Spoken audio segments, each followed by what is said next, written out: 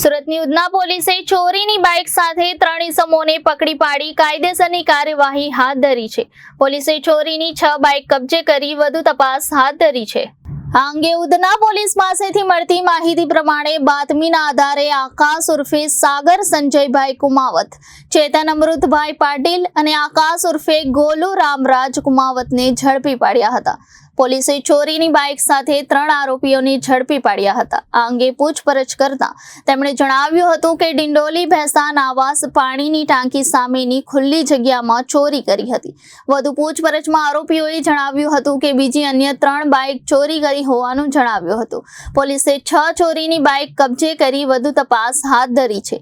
આરોપીઓની modus operandi વિશે પોલીસે જણાવ્યું હતું કે આરોપીઓ ખુલ્લી જગ્યામાં કે અવાવરૂ જગ્યામાં પાર્ક કરેલ બાઇક પાસે જઈ પોતાની બાઇકની ચાવી વડે લોક ખોલી અથવા પોતાની બાઇક વડે ધક્કો મારી આગળ લઈ જઈ લોક તોડી બાઇકની ચોરી કરતા અને ચોરી કરેલી બાઇકની નંબર પ્લેટ કાઢી ડિંડોલી ગોડાદરા બ્રિજ નીચે મૂકી દેતા અને જ્યારે ફરવા જવાનું હોય ત્યારે જ ચોરી કરેલી બાઇક લઈને ફરતા હતા.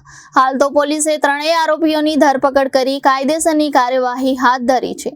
આરોપીઓ પકડાઈ જતા ડિંડોલી અને ઉધના પોલીસ મથકમાં નોંધાયેલ ગુનાઓનો ભેદ ઉકેલાઈ ગયો છે.